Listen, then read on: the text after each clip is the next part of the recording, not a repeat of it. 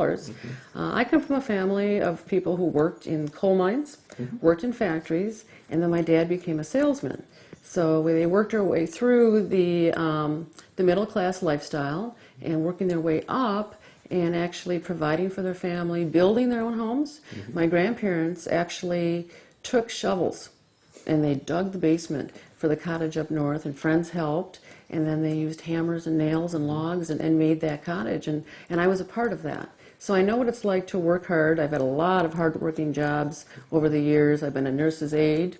I drove a truck to get my way through college, loading, unloading papers. Hard work, but I enjoyed it, and I think we need to have someone in office who understands that kind of hard work and how people are struggling today. You haven't just been a hard worker in the workplace. You've also been an active citizen, very engaged with a lot of political issues over the years. Tell us a little about that.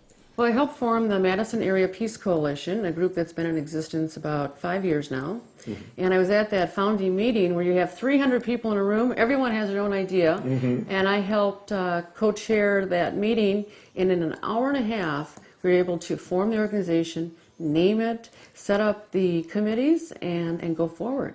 And I think it was a matter of people wanting that to happen. There's also a little bit of leadership. You've got to, everybody does want to go their own direction. Somebody's got to get up there and take responsibility. And people in the Madison area, and I think a lot of folks involved in the peace movement around Wisconsin, know that at a very difficult time, you took a lot of that responsibility. Because when you say 5 years ago, if people look at their calendar or look at the map of days, they will recognize that was right after September 11th. It was a time when a lot of people weren't willing to speak up. That's right. What made you decide to not only to go to the meeting, but to actually put your face right out front in a peace movement that at that time was being demonized by a lot of folks?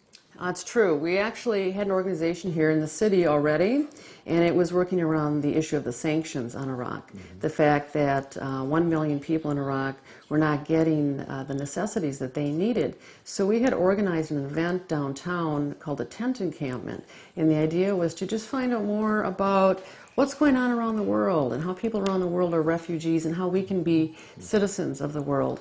And we went ahead with that. That was September 21st. And obviously that was just a few days after September 11th. It was a very, very sad time. But then we, several days later, had this large meeting, and people felt that we needed to look at what happened and move forward and think of ways that we could pull together as a people, but not with violence.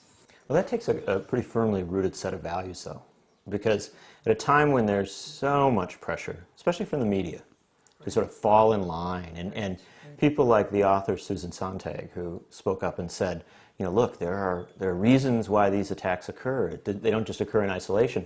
We're demonized and viciously attacked.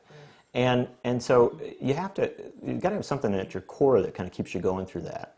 And what was it for you? What was it that made you see that? Right. Well, I've been doing organizing for many, many years, and it all goes back to high school. In high school, I had these wonderful teachers, people that taught us about literature and history and sociology, and all of a sudden my whole world opened up. I go, oh my gosh, in the world there's so many ills, things that we need to change. So at that point in time, that's 30 years ago, I'm 50 now, I said, this is what I'm dedicating my life to. That whatever I do in life, I will try to make it a better place. That I am a member of society, it's my civic duty, and I'm compelled to do that kind of work. So I've done that working with elderly people, with women, with children, families, and also environmental issues. So it's something I've dedicated my life to, and now my children are following in those footsteps too.